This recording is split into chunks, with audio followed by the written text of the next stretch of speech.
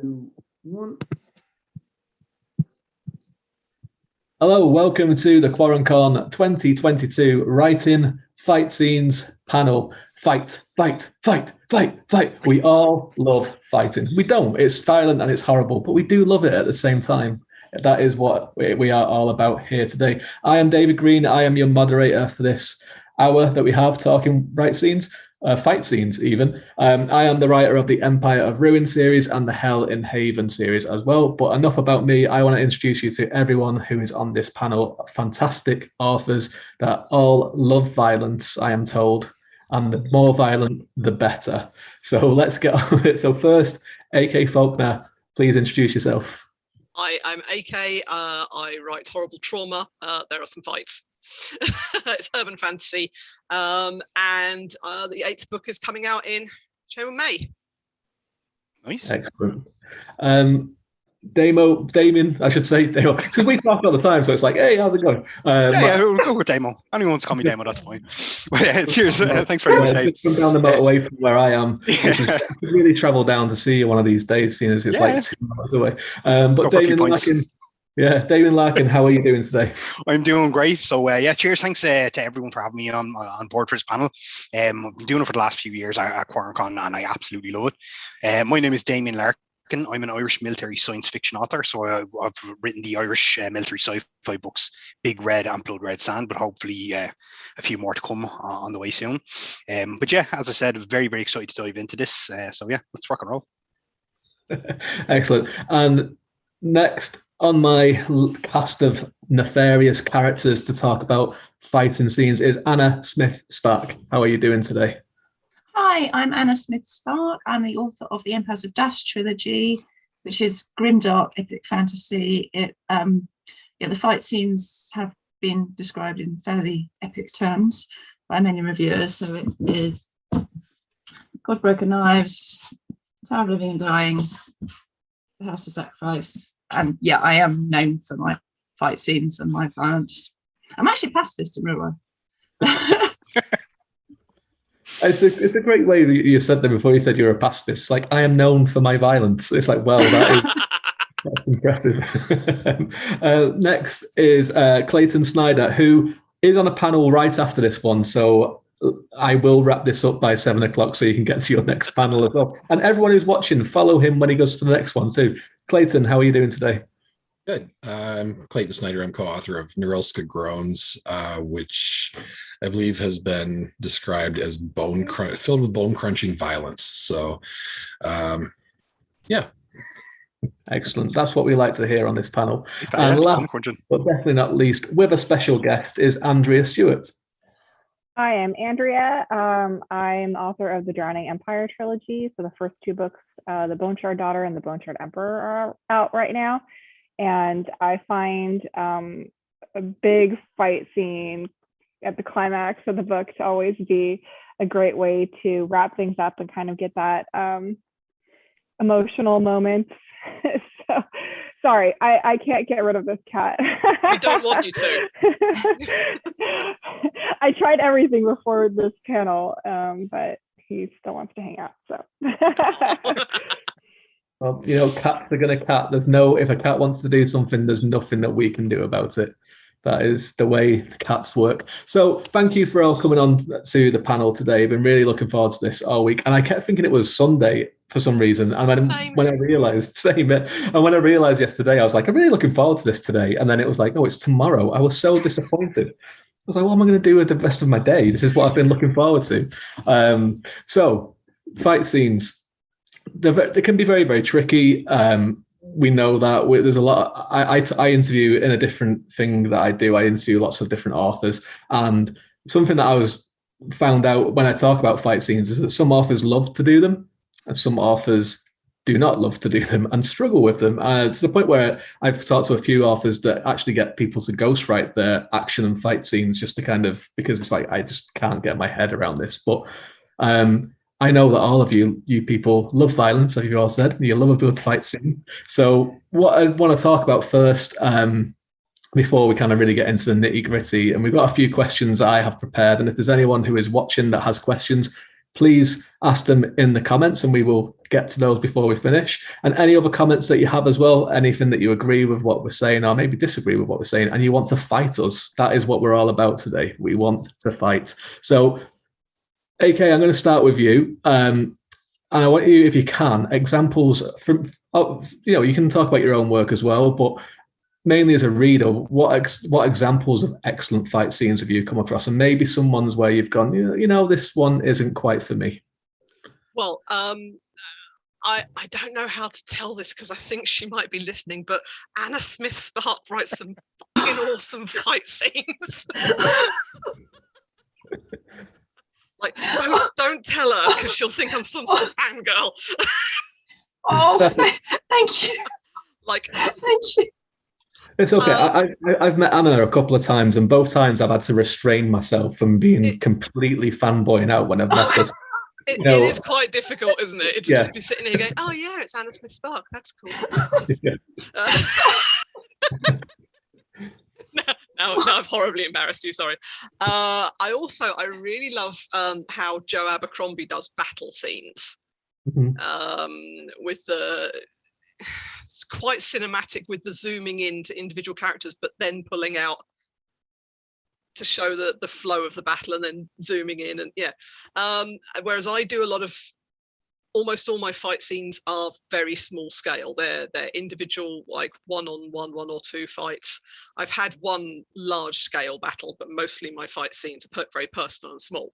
So I'm down for anything where anyone gets horribly injured or does some horrible injury. I'm equal opportunity on the horrible injury scale. Yeah, as long as there's some maiming, that you're pretty. As long as there is some maiming and some genuine peril, I absolutely cannot abide with a fight scene where someone is not in any danger. Right. Yeah. Because there is no tension to the fight scene. Unless the person who's not in any danger is the antagonist. It's very, very clear going in that your protagonist is going to lose, because then the tension is in how many fingers and toes they're going to get away with. So Excellent. Damien, same question to you, please. Yeah, I mean, for me, I think it's kind of getting lost in the moment. Like, I think we've all had like moments as readers where we're kind of reading a scene and it's like the entire world kind of ceases to exist and you just get sucked into it. You can almost feel every single blow and the clash and clang of the steel, or the bullets whizzing over your head, or the fist pumping like into faces type of thing. So I think as long as it kind of follows the rules of whatever world it's set in, whereas like if you're having like a normal based world that where there's no magic or anything like that it's realistic, that you're understanding what the capabilities of the two kind of fighters in particular, that out of nowhere you can't kind of do a jump and spin and kick if you haven't practiced it for like 10 years or anything, I think in terms of what like a good scene, a good example of a scene, I should say, I recently read RJ Barker's The Bone Ships. And there was one thing that kind of stood out in my head, and I have to say it was very, very subtle, and I barely even recognized it. I think it was only a couple of lines into the scene. There's just one, I think it's towards the end of the book, or the last third of the book, but there's this massive kind of battle scene, and I love the way it kind of flowed from just that kind of third person kind of present tense, and then slipped into the past tense, or sorry, what am I trying to say? The tense that we're in now. Present? No, move from past tense into present tense. But I just now I know that's an example of a much larger kind of battle scene, but that just stood out in my head as a fantastic example of just wow, we kind of pull the story along, and then you were in the moment, and then you just eased right out of it, So stuff like that, I really, really love to see. Just before we move on to other people on this one, obviously you read a lot of fantasy and you do write fantasy too, but you mainly concentrate on science fiction. Is there, from your point of view as a writer and a reader, is there a different kind of expectation for fight scenes and battle scenes between science fiction and fantasy? I think so. It's because it's more the technology. Like say in the likes of a fantasy world where you've kind of limited technology, or you might have magic. When it comes to like modern technology and science fiction, you will get a bit of kind of an expectation from the reader that it it can't be too far-fetched, as strange as that sounds. Like I could introduce, like, say, a Death Star or something into my book, and straight away you'd have people kind of question or querying it. Whereas if you have like a laser gun, or say, for example, in my books I have like a semi-automatic assault rifle. It's called a HK-17, but it has what's called a particle beam, so like a laser beam, but it can only be cocked once every 6 seconds to allow it to automatically charge, because the technology it's based on hasn't been fully adapted to kind of human use. So it has that limitation there. I think that's what I got a bit of feedback from readers saying it kind of felt a bit more grounded and a bit more real.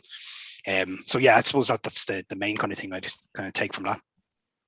Interesting. Clayton, same question to you, please, about the fight scenes, battle scenes you've enjoyed or maybe not enjoyed as much as you'd like to. Yeah, I'm going to go with two of AK's answers. Anna's the beginning chord of Broken Knives is just brilliant, and it's brutal, and it's so visceral.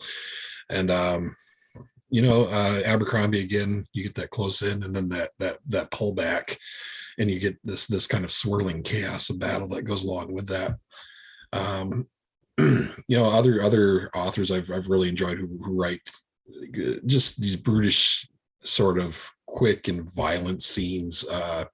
Stephen Blackmore is very good with that sort of thing, and there's usually a straight razor involved, which is deeply unsettling. And then Dennis Lehane, who has written Shutter Island and Mystic River and all that. Those novels are the violence in them is very, the fights are very quick, and they're very devastating to the people involved. And I think that's, that punctuates the point of the violence in the story. No one gets out unchanged. Yeah, excellent. Andrea, I can see the cat is getting quite animated and has lots of thoughts about this. So let's hear your thoughts on this as well, please. Sure. He's finally settled down, I think. We'll see.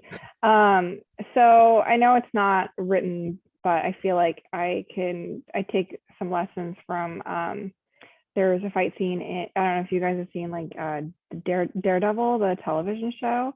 There's this amazing hallway fight scene where he's going down this hallway and just taking on all these bad guys that are coming at him.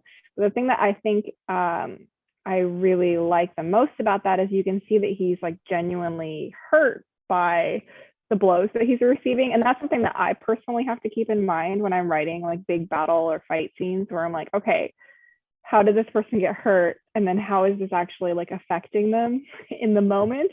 Because it's very easy to forget that, hey, somebody, for example, one I see quite often is somebody gets like knocked out and then they get up and then they're okay. And I'm like, well, I've been knocked out before, and you're not going to just get up and walk away from that and just be okay to fight. It doesn't work like that. So that's like a fight scene that I really enjoyed, and I think does a lot of things right. As far as like bad ones, I can't think of any specific examples off the top of my head. But for me, it's when there's very little like internality going on with the characters. So we don't know what they're thinking and feeling in the moment. And I think that is really important in a fight scene, to not just have the physical component, but also the emotional and mental component. Oh yeah. Your point there about the physicality that it takes and the effect it has on it. That's something that I remember getting into Bernard Cornwell's books at some point when I was when I was doing history at university. I was like, I'd seen Sharp on TV and some other things. I was like, I'm going to get into this.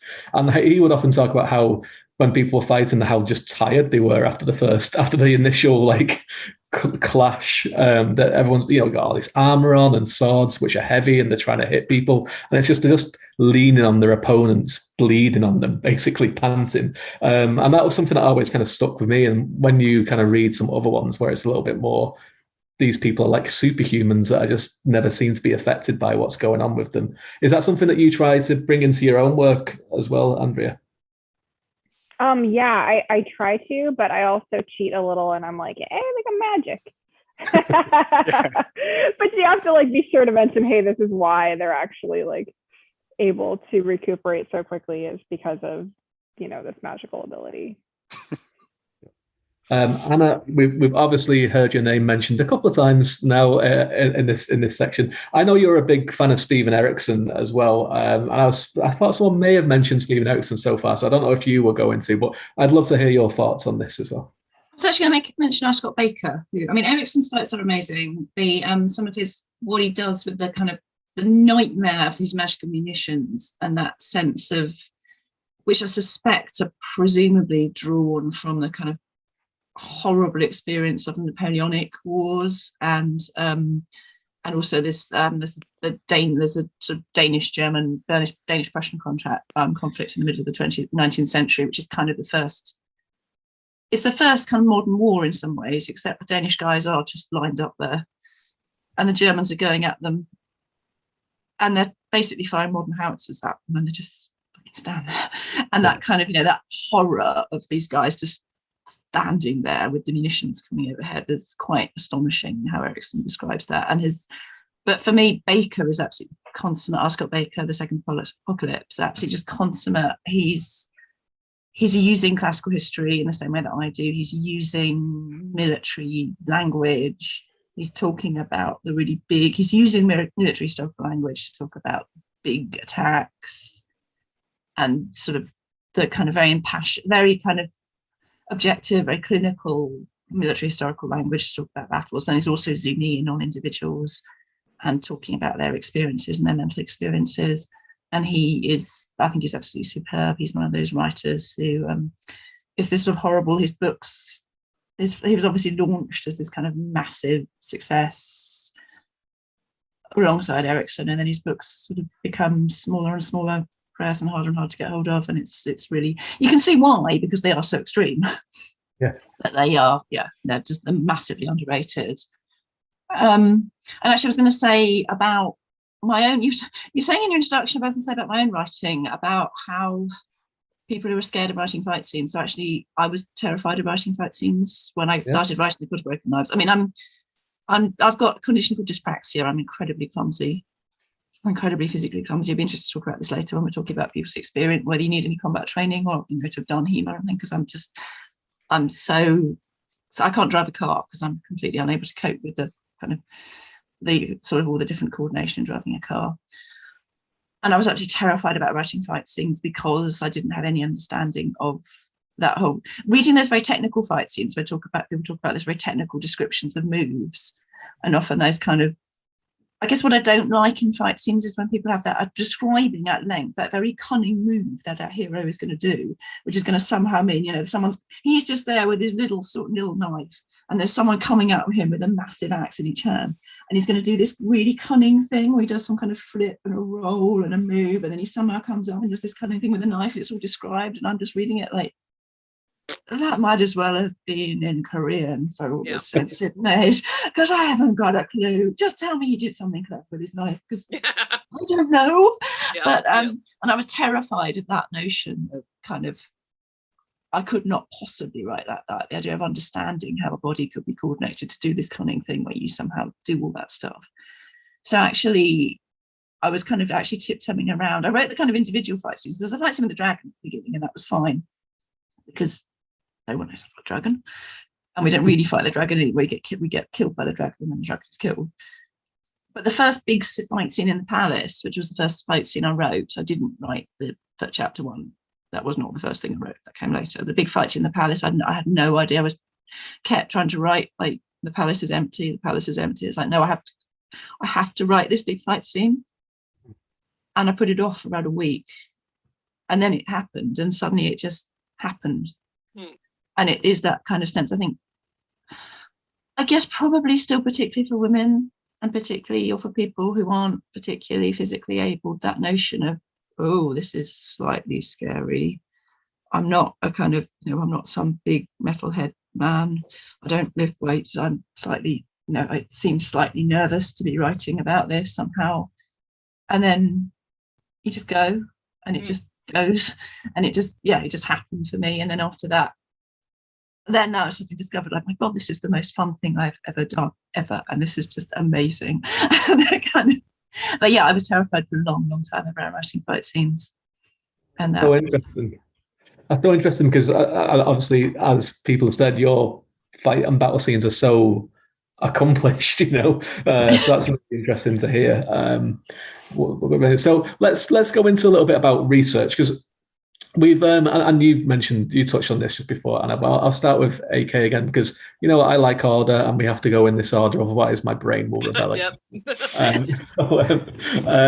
So Anna mentioned it before about the physicality and getting her head around how people can do these kind of things. Because sometimes when we're writing this stuff, it depends on style, and it depends on the kind of subgenre of fantasy or science fiction that we're writing. But a lot of people, if they want to go very, very grounded, it's just regular people doing regular things. And then you might have people like Brandon Sanderson, who are his characters essentially fantastical superheroes, and they can do all kinds of stuff. So how do we go about researching a fight scene? So this can be like a one-on-one fight scene, or it can be a great battle. Do you look into techniques? Do you watch videos, or do you try them out yourself without hope of a murder? But murder. If I want to murder people, you can't stop me. I thoroughly recommend the route I took, which was to have a fiance who studied several martial arts, was in the police for a short amount of time, and was absolutely mad keen on military history. So if ever I had a question, I'd just be like. And even though we're separated now, we're still on good terms, and I can still pick his brains for any fight scenes or anything. I find YouTube absolutely invaluable for when it comes especially to like knife fighting techniques or hand-to-hand techniques. There's a lot of military historians on YouTube, and the great thing, because I normally don't like getting my information from videos, I like to read it. But I find it incredibly useful watching videos of hand-to-hand combat demonstrations, because you can see what's being done, and especially there's a lot of like knife fighting channels that will do a lot of like slow motion on, because knife fighting is very quick and it's over very quickly, so they'll do a lot of slow motion of where the knife goes, how you can hide it with your body, and all this sort of stuff. So yeah, it's a combination between cheating and the other form of cheating, which is harder work. But the great thing about the short form of cheating is it gives you the right words to Google. Yeah. But no, I have lipedema, which is a condition which not only gives you incredibly out of control, ill-behaved inflammatory fat cells, but also makes them very, very painful. So I physically cannot learn a martial art, because I will just be in pain the moment someone touches me. So I have to do it all secondhand. And you talked about going to people and asking them, who have this expertise. Do you find with your fight scenes and so on, when you're at kind of beta readers or development edits, is that something that gets worked on quite a lot at that stage, where people look at it, or is it? Yeah. No, yeah. I'm like really detail obsessed. I will spend 2 weeks researching something for one line of prose, which might eventually get cut. So by the time it goes to the beta readers, I have so thoroughly researched it that there's very little tweaking to be done, especially in fight scenes. But yeah, mostly I go to because I'm really good at writing fights. Mostly what I go to my beta readers for is help with the emotions in a book. I'm not very good at emotions. I'm very good at fighting. Ignore the violence. I've got that fine. I murder people all the time. Just tell I'm me all right with the violence. Please tell me about what they should be feeling. Yeah. That'll be next year's QuaranCon2023, writing emotions in after the battle scene. Yeah, we'll just be like, I don't know. We don't do it. Damien, we both know an author who is a trained sword fighter. So I'm absolutely. I'm sure, and I've never asked him about sword fighting, which seems like I really should do at some point. Absolutely. Yeah, so how do you go about it? Well, obviously, it's a little bit, you have the military kind of grounding in your books, but obviously it's sci-fi as well. So you talked before about how your readers seem to find it important. There's a certain amount of grounding in your fight scenes. And so how do you go about constructing it and the research that you do? Yeah, I suppose for me, I have like a little bit of an advantage. I suppose, especially with writing military science fiction, because I spent 7 years in the Irish Reserve Defence Forces. So I've kind of handled semi-automatics, I've handled light machine guns and 60 millimeter vector mortar. So I'm kind of familiar with that side of stuff. Likewise, when it comes to like hand-to-hand stuff, I did taekwondo for 9 years as well. So I kind of, have a bit of an idea into the physicality side of it. Being punched in the head plenty of times, so I kind of know what it feels like. And I know that I'm not just going to take it and everything's going to be grand, or there's no magic button on your jaw where you get hit there and you're just out cold or whatever. I think kind of similar to what you were saying there, Dave, my one kind of piece of advice to anyone out there who's looking to kind of get a better understanding of how to say fight something like a sword fighting scene or a knife fighting scene would be to make friends with a British author.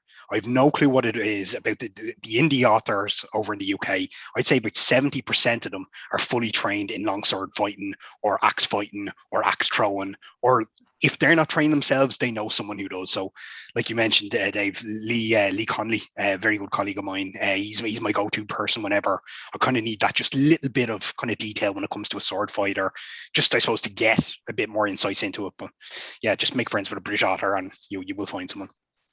I mean, there's lots of forests in England, so it's great for fun. Yeah, exactly. Good way to pass some time, It's impressive. Fair play.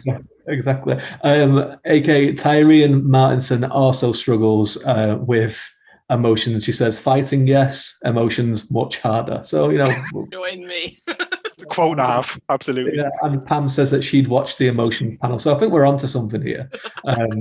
Let's go. Well, next year. Yeah, next year. We don't have time today, unfortunately. David, it's funny how you said about the background of so many people in British indie writers having this kind of background. Because last year's QuaranCon, I was on a panel with Anna, and we were all talking beforehand, and it turns out that all of us did history at one point in college or university. So there seems to be like a real interest in with writers, especially ones that veer towards fight scenes and kind of the epic kind of ones. On history, is that something that you were interested in as well yourself? Yeah, absolutely. Loved it. Like I didn't go on to study in college, but I read every single book I could get my hands in school. And even to this day, I just randomly pick up random history books and I'll fly through them, absorb it like a sponge. So yeah, it must be something to do with, being an author, being good at history. Yeah, excellent. Clayton, we'll go to you on this topic. What are your thoughts and how do you construct your fighting scenes? I tend to watch a lot of either cinema or just YouTube videos. Pay attention to the blocking, the way they stand, where their hands are, the way their hips move. Any of those things kind of help you get an idea of the choreography of the fight. And then as far as the rest of it, I've been kind of knocked around a little bit, so I've had the chance to actually be in there, and I tend to write what I know. So it's most of my fights are close in, they're brutish, they're pretty violent, and I've had personal experience with stuff like that. So not with throwing axes or anything like that, I presume, but because you're not British, so that's something that we have cornered off. And when you're going into your research, like how deep do you go into it? I mean, is it like something that you spend days and days looking at, or is it just are you kind of writing the scene and then you're like, I'm just going to go and check this one thing out and then go back to it? Yeah, it depends on the length of the scene. A lot of times I'll just watch certain scenes from movies over and over. Certain films just have, Andrea had mentioned Daredevil. There's that humanity in the person that's fighting, and that's something you want to watch out for when you're actually building the scene. How heavy is the thing they're carrying? How hurt are they? How tired are they? And you want to watch for that, and the video or the movie you happen to be watching as well is how they're affected in the fight and how that affects the fight itself. So I think for me as well, movies and TV is quite inspirational in looking at that. One of the things that always sticks with me, one of my favorite movies growing up was Excalibur from John Boorman's Excalibur. And the one that kind of stuck with me is, I don't know if any of I see Damon's nodding his head, but at the very end, and spoilers for a movie that's 41 years old now, and based on something from thousands of years ago that everyone kind of knows about. But when Mordred and Arthur fight each other at the end, and Arthur lets Mordred kill him essentially, and he's pulling himself across on this spear so he gets closer to him so he can kill him himself. And so it's really gritty and visceral, but also as AK was talking about, for the emotion in that scene as well, where it's like the father killing the son and the act of sacrifice that he's doing. It's such a brilliant scene that I have copied maybe once or twice in my own work. So just look out for that one. Andrea, we'll go to you with the same question, please. Yeah, so I'm probably like way more haphazard about fight scenes. So I don't have a terrible lot of personal combat experience. I've done like some fencing when I was younger, but like, I mean, so there's like some basics there. It kind of just plays like a movie in my head, and I kind of just describe like what is going on, and then sometimes I'll check to be like, well, is this something that they could do? And you know, if they're wounded in this way, how would that affect them? As far as the big battle scenes, I do go and look up like tactics in battles that were like kind of a similar kind of technological era. However, I think like as soon as I'm adding like magic in there, that kind of changes things a little bit. So I think about like, hey, well, this is maybe how their tactics would change since they have this magic ability. Yeah, and then honestly, like I'll try to describe like, you know, maybe like one or two like cool things that they're doing, and then I gloss over some of it while I get into like the emotional things that are going on. And that's basically how I handle fight scenes. It's just more like kind of describing the movie that's in my head. That's great. I mean, that is obviously it's very successful for you as well, because your books are great. So obviously it works. But would that be something that you, obviously we've talked about on the panel, many people talking about the technical aspects and the physicality. You mentioned emotion there. Is that something that you are more focused on in your fight scenes and everything is the emotion that's going on during the fighting? Yeah, I mean, a lot of times, I mean, especially with the big climactic fight scenes, the characters are generally like figuring their shit out at that moment in time while they're going through this very physical moment. And I do think that, you know, it's really important to have those moments where you are not sure whether or not they're going to win that fight. I think like that's one thing I always try to do in my fight scenes and in my battle scenes as well, is to make the outcome uncertain so that the reader feels that there is still like that suspense. So you're like going on this emotional ride at the same time that you're like, are they actually going to get through this and like get to the end of this emotional catharsis as well as this physical fight? Excellent.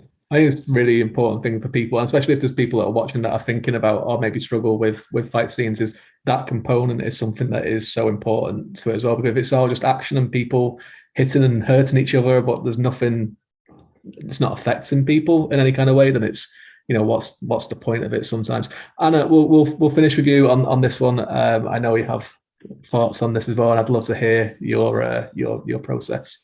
Yeah, so I studied classics at university. So I did a year studying the Iliad. In fact, I translated from the original Greek into English in an exam the scene in the Iliad where Achilles appears on the field of Troy in his new armour to avenge the death of Patroclus. And it's described as shining like a star, like the star Sirius, which was an absolutely terrible experience because I can translate it very badly. But, you know, I have sort of immersed myself in the Iliad, and to the point where I have studied it in the original. And then my special subject when the third year was my dissertation was on Alexander the Great. So again, I kind of really studied classical history. I'm a massive history fan. I read far more history, and particularly military history, than I do non-fiction. I do fiction far more than I actually read fantasy literature, fantasy fiction. So the vast majority of my reading will be, I feel like I'm completely just in this sort of monomania. I'm kind of like, so I will read a huge amount of stuff about military history of all periods, particularly in classical and ancient and early medieval, but the Mongols, an amazing book about the retreat from the sort of the march on Moscow and retreat from Moscow, kind of really immerse myself in military history and sort of biographies of great commanders through history. I also, I'll use my big battle scenes are actually all based on real battles. So all the battle scenes in Empires of Dust are based on Alexander's battles. So I use the blocking, I actually just use the blocking from battle schematics and try and imagine what's going on there. I've read a number of accounts of attempts to reconstruct what was going on in some of those battles. And so trying to sort of literally have the map of the battlefield and the blocking for what the different units are doing in front of me when I'm writing. But then the kind of emotional stuff, I guess the stuff that everyone has been incredibly kindly talking about, the kind of stuff where I'm really in the character's head and in the kind of visceral experience of it, that's actually all based on my memories of watching films. So my memory of watching the Battle of Helm's Deep and the Two Towers, which I could watch the Helm's Deep battle scene forever. My memory of watching the big climactic big three split scene battle in the Return of the Jedi, that amazing that scene, you know, when the scene where you have the three different fights going on, and at one point, no matter how many times you've seen that, and even though it's in a PG, you still kind of feel there's a point where you're like, oh my god, they're all going to die, aren't they? Luke's going to go bad.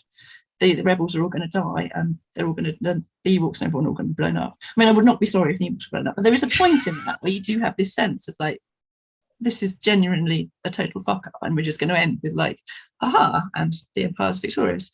And also an actually amazing television series about this Danish-Prussian war I was talking about called 1965. Or 1964. Oh, I see that. It's very, very good. 1865 or something like that. Yeah, brilliant series. Beautiful. There's a scene in that where they're so the Danish army is in its camp, and then the Germans unloose their howitzers, and there's this moment, and the sky is at night, and the sky is just silver with the munitions before they hit, and it is one of the most beautiful things. It's like it's fireworks. It's one of those beautiful things you've ever seen. And then they're all killed. Yeah. And it's just quite astonishing. And then there's an amazing scene where the next morning they're lying, and they've almost huge numbers of the dead are injured. They've been annihilated. And there's a moment where the single shaft of sunlight comes down, and a lark flies up and sings, and there's silence from the lark. And it's my memories of some of the big battle scenes like that I've seen on television. So it's not trying to recreate them. I'm not thinking I'm going to try and rewrite the scene at the end of Return of the Jedi, but with swords rather than lightsabers. But it's like I'm trying to recreate how I feel watching that, right? And that moment. I mean, that trying to recreate how it feels, that the moment before the Rohirrim charge in the battle outside Minas Tirith. You know, trying to recreate how I felt at those moments.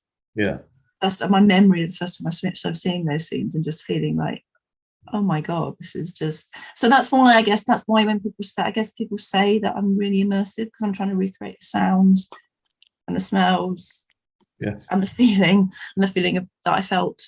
And also, I mean, I draw a lot on things like I've got a terrible temper. I get incredibly angry. I get incredibly emotional. I get incredibly upset. I also I'm physically very badly coordinated, but I do generally enjoy that kind of. I generally enjoy really pushing myself in aerobics and that feeling of. I'm trying to, again, drawing on. I was talking about this in the locations panel the other day about taking things up to 11.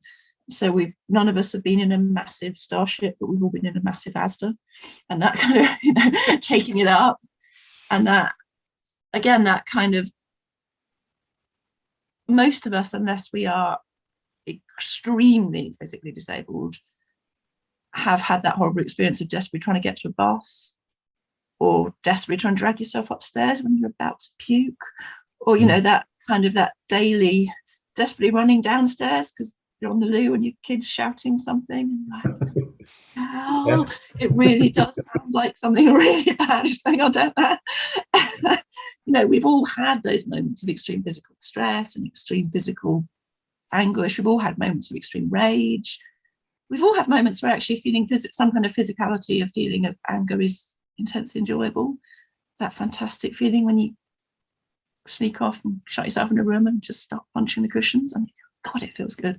And you do just scale that up. You just take that memories of those things and I just really, really scale them up and think, okay, so I'm gonna mash that up with how it must have my memory of watching the Helm's Deep scene, and poof, there we are somehow. Excellent. Then the magic happens. The magic happens, yeah. And I'm really glad as well that you mentioned smell then as well, because that's one of the things that I particularly really draws me into a story, is when people talk about the smell and the sweat and all that kind of stuff, because I think it's something that people sometimes gloss over, is that how horrendous it must be to be in this situation with all this kind of stuff going around you. So I'm really glad that you mentioned that. And the next question, I think I might just open this up, because we've touched on it a couple of times already, and we can move on to one of the other questions afterwards. But technical versus mood, and anyone can just go ahead and answer this one. We've touched on it a few times, and Anna talked about it superbly there, with trying to get those feelings that she saw when watching these movies or in her everyday life. How do you all approach a battle scene? Is your style more of a technical thing, and then, as AK was saying before, the fight scenes and the violence is there and everything, and then the emotional side they work on a little bit more? What is your technique? Is it technical or is it mood first, and how do you kind of approach that? And anyone who's got any thoughts on that can just jump straight in. I wouldn't mind just focusing on what Anna kind of said earlier on in one of the other kind of questions. But I think, Anna, you described a scene where you had someone with a sword coming after someone with a knife, and like they're about to execute some really super fantastic spinning move or something like that, flipping through the sky or whatever. And that's something I think is a very good point, pure and simple, because if you play it too technical, it can almost kind of seem outlandish. Like if I were to read a scene as you described it there, Anna, I'd find myself almost kind of like thrown out of the moment, where I don't want the real fancy professional kind of words or terms or terminology that only an expert would use. I want to kind of feel the moment. I want to kind of understand it, I suppose, in layman's terms, because I think it's one of those situations where if you keep it kind of simple, it tends to kind of get absorbed a lot better by the reader. So for me, I do try and like have something like that in mind. I do try and keep it as simple as possible. Even when it comes to the military stuff, I might throw in some jargon for likes of ranks or kind of basic stuff like that, but I won't overload the reader with too much kind of terminology. And same way when it comes to a fight scene, even though I might have kind of done Taekwondo for 9 years, I'm not going to refer to say a spinning kick by its formal term. I'll just describe what the action is. So I think it comes down, for me anyway, I like to try and keep it as simple as possible, where possible. Yeah, I think you've also got to avoid the trap of describing every single move, like you are reading a recipe or, some sort of set of instructions in your GCSE chemistry exam. I was just about to say it's an IKEA instruction. So yeah, exactly. Kind of, it's like insert slot A into face B, and it loses all sense of pace if you are describing every single. It's like when you learn to draw cute furry animals or human hair, the thing that you must not do is try to replicate every single strand of fur or hair, because then you've just drawn a Brillo pad. And it's the same with fight scenes. I think you have to know what's going on, but you don't have to write down everything that you know. It's your job to make it entertaining. Yeah, so for me, yeah, I mean, it's that kind of, as I said, I find those things really baffling, because I do find them like badly written IKEA instructions. It's like, and then he somehow does this thing where he puts his weight on his left leg and does this weird thing with his right foot, and somehow that means he's avoided having his head cut with an axe. Like, what? Yeah. I mean, it's like some kind of bizarre, it's like someone's thinking that you can really understand the tango by describing some kind of, and then he does this thing with his left foot and does this thing with his left arm, and it's really not about that, is it? But I mean, I find there's a place for that kind of very technical description in really big massive battle scene. So that, I mean, there's kind of massive, when you've got two massive ranks, and that's something I love writing, is the really big, the kind of build up to your two huge 10,000 man armies preparing to go for it. And there's kind of quite technical descriptions of how that happens and what's going on there. Although there's always that kind of, the wonderful bit in War and Peace where there's this kind of, Tolstoy keeps pointing out about kind of no one has a clue what's going on. A battle plan is, there's that kind of, is it Napoleon? I can't remember, was it Napoleon or Clausewitz? No battle survives, no battle plan survives contact with the enemy. And there's this great bit. It's certainly every single DM who has ever run a tabletop role-playing game. And there's this kind of, there's a wonderful scene in War and Peace where we get this, we go from this kind of big description of these great big, it's some of the big set piece battles between Napoleon and the Russians, and you do get these big set piece descriptions of the units moving around and prepare different units moving into combat and moving out of combat. And that weird bit that's a bit like roadies, where all these guys kind of wandering around at the back and you've no idea what they're doing, but it's always incredibly important. Rather like roadies at a gig, you have no idea what you're doing. It's obviously extremely important about the battle, this. And I have to admit, I love that bit. I do love that kind of language. It really, really puts all the hair up on my back. I find it a massive turn on reading those kind of massive battle descriptions, battle spec.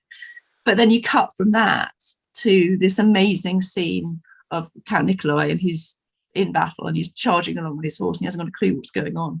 And he sees one of his friends ahead of him, he's charging along his horse as well. And suddenly there's this little puff of smoke. He's thinking, that's odd, what's going on here? And then his friend kind of slumps and he's thinking, why is my friend suddenly bent over in the saddle? Why is his horse going off a different direction? And then, oh my God, he's dead, he's been shot. And that's the description of the battle charge. Yeah. And that kind of, that kind of contrasting between that quite technical language of that kind of God's eye view of this is what the commanders are doing, and this is that horrible sense of everybody in the battle as just these little tiny, not even units, they're just like, they're not even pawns, they're not even your little, they're not even all your little individual space marines in your big Warhammer campaign. They're just, they're grains of rice. Yeah, they're individual hairs in a Brillo pad. Yeah. And they're just wiped out. And between that and the kind of the absolutely intense emotional experience of what they're experiencing, which is, I haven't got a fucking clue what's going on here. And shit, suddenly we all seem to be dead. So yeah, there is a place for that contrast. Sometimes the stuff is quite fun. On one-to-one as well, just occasionally break it up a bit. Excellent. Okay, we've got 2 questions left and we've got about 15 minutes, but maybe a little bit less because we've got another one right after us. So we'll get into the final 2 questions. So this first one is a little bit of a more of a wider range than the last one. There'll be kind of one we can just do a brief kind of dive into. But this one is one that I kind of really wanted to kind of examine a little bit. It's been mentioned a few times, and I know you just talk about it there as well about people just not knowing what's going on during it. It's just like the battle is the battle. But I want to talk about how you tell a story with your fight scenes and battle scenes. And does every single fight scene need to tell a story? Is it sometimes the larger story that you're telling just needs a blast of action, and it's just there to go in and go, yep, this is just a bit of action now, a little bit of the song during a musical just to get everyone kind of blood pumping a little bit? And how do you decide when is the time to do that? When is it when this bit has to tell the story, and when is it just a slice of action? AK, if we can start with you. I don't think I've written a fight scene that is just a slice of action. It's there because everything in the story has driven towards it, and there are no other ways to solve the problem. It's the last argument of kings, so to speak. You know, it's if it's come to a physical fight, it's because what someone wants and what someone else wants are absolutely unnegotiable. I think resorting to a fight is always the last, unless it's your character's first port of call, in which case that says a lot about your character, if he's willing to just start a fight over beer. And beer's pretty important to many people. So your approach to the fight scene and the battle would be the exclamation mark, I suppose, at the end of the third act, what you've been building? No, I mean, I'll have fight scenes wherever they're appropriate, but I view fight scenes exactly the same as sex scenes. If they're in a book, they need to be accomplishing something. And sometimes my fight scenes are sex scenes, and sometimes. But yeah, so if it's just a fight with no resonance or no outcome or no like core to it, then it's just a fight, and there's no real reason. It's like a Michael Bay film. Now we've got 10 minutes in, so we've got to blow something up. Another 10 minutes, we've got to blow something else up. You know, it's Transformers 2, isn't it? But you know, hopefully with a lot less racism. But I just don't see the point of having a fight scene for the purpose of having a fight scene. And I think readers can spot when it's just there to make some things go boom. And bear in mind, I've spent like 30 years watching Hong Kong action films. I'm really down with things just going boom and people getting shot. But if I'm writing it in a book, it's there for a reason. Transformers 2. Why did you have to mention Transformers 2? I've got I that. suffered it, and you have to too. Oh man, that is if a migraine was taken and turned into a movie, that is the ultimate example. Damien, let's go to you on this question. Yeah, so I suppose similar to what AK said there, I can't imagine writing a fight scene just for the sake of doing it. You know, for me, it has to be a part of the overall story. It has to be kind of telling something or building up to something. But one of the things I kind of would use, probably more so in Blood Red Sand than Big Red, but I'll just use Big Red as an example because it's told as a first person kind of perspective. But the fight scenes that happen in that book tend to be reflective of the character's mood. So as he kind of goes ahead with his kind of training and his forcible kind of indoctrination, and you kind of shift, you can see this darkness in the fights. So starts off relatively just simple, straightforward, you know, couple of shots fired, that's about it, and then gradually like increases in intensity and kind of violence and the kind of visceral kind of nastiness of it all. And it's something I kind of took a little bit for Blood Red Sand and applied again just to one character. We have like an everyday kind of young British soldier, 18 years old, never kind of left his town, let alone his country, and there he is fighting on Mars against the Nazis and stuff. But he nobody likes him. Doesn't have that many friends. It's a bit of a joke, pretty much, but ends up watching all his friends die horrible deaths, like in the trenches, and getting destroyed in mortars, getting dropped, and grenades going off. And as the kind of the fights escalate, you see that level of viciousness kind of come out of him, where it starts off where you might just start by kind of shooting and bayoneting people in hand-to-hand combat. Towards the end, he's like ramming like his thumb into a Nazi soldier's eyes and twisting and doing all sorts of actions. So for me, that'd be the secondary kind of layer when it comes to the fight scenes that I'd use. Clayton, we'll go to you. I typically only really write fight scenes for three reasons. One, it's cathartic to the emotions that are building up. Two, it's going to change something about the character, or three, it's going to change something about the plot. And that's the reason I put them in. I don't really ever do just, here's a fight, for the same reasons. Yeah. Awesome. And have you come across that in your reading, where you've come across something where it's like someone that just does, here's a fight, enjoy the fight, and then, or is that something that you don't really come across very often? Maybe in some of the pulp I read, but for the most part, no. It's there's always a reason that some things come to a head, and there's a fight that erupts. So awesome. Andrew, we'll go to you. Do you agree with what everyone's been saying so far, or basically I agree. I don't put fight scenes in just for fight scene's sake. I feel like if you really want to get the reader's blood pumping, then there's got to be some kind of investment in what's going on. I talk a lot about writing efficiently. So if you're going to have like a fight scene, then you need to be doing something else with it too, instead of just having characters fight each other. And I feel like that's like one of those common mistakes that you see in like new writers' work, where they start off with a fight scene because they think that it's going to be interesting, but it's not interesting unless we actually know the stakes and what the characters care about and a little bit about their background. So to me, it's like always got to be doing something else, not just a set piece. Anna, we'll go to you.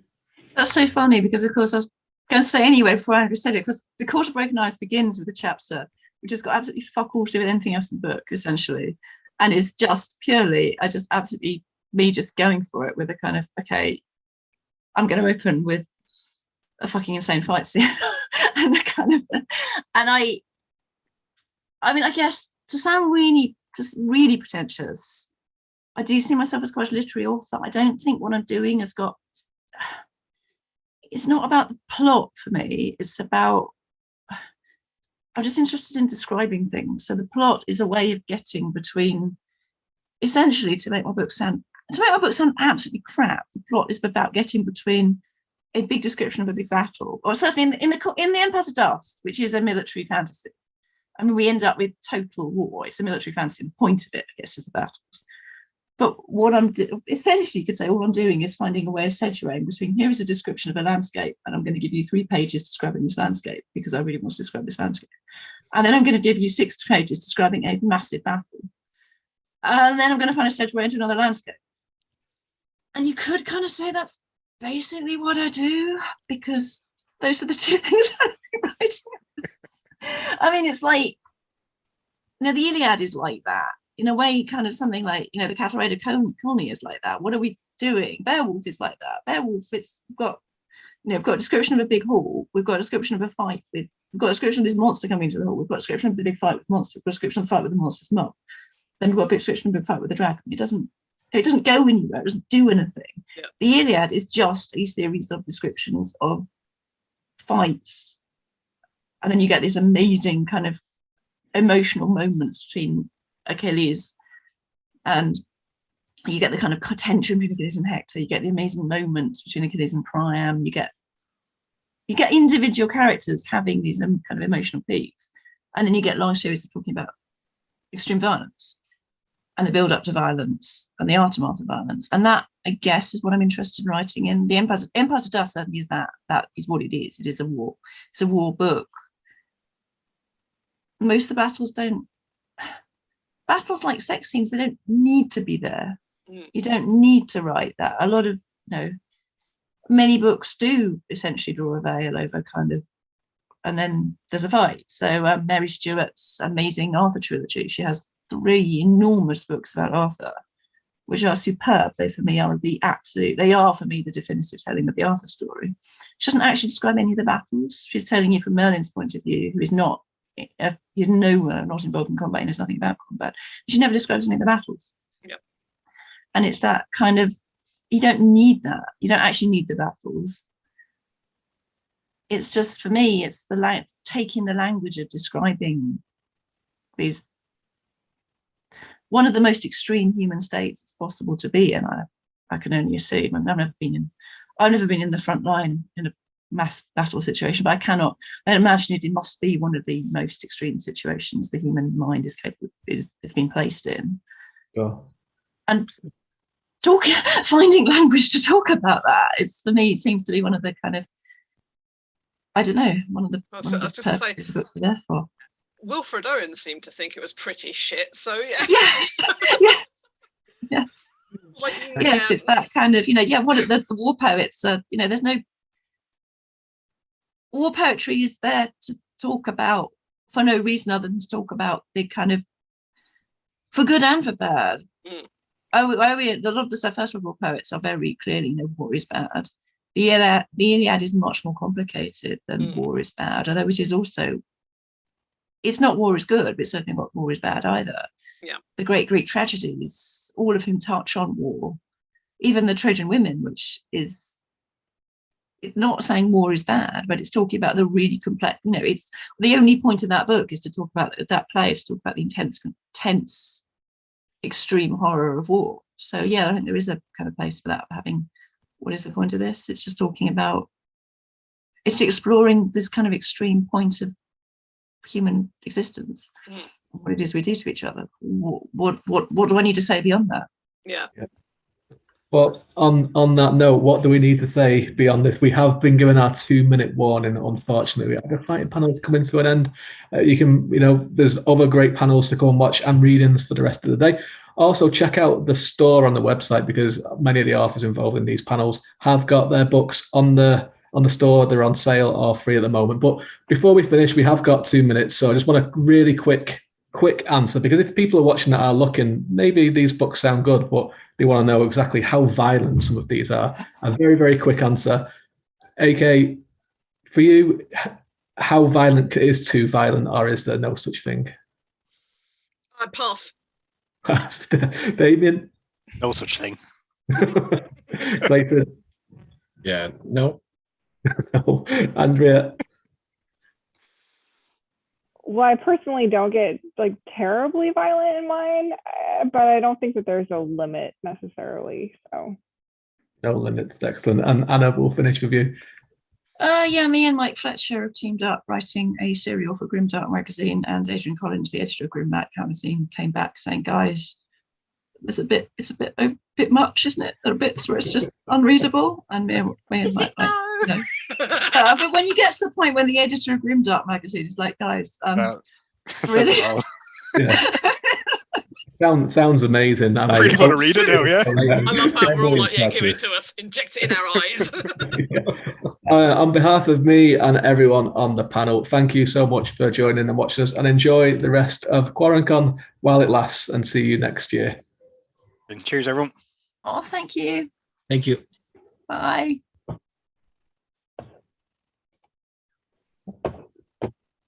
We may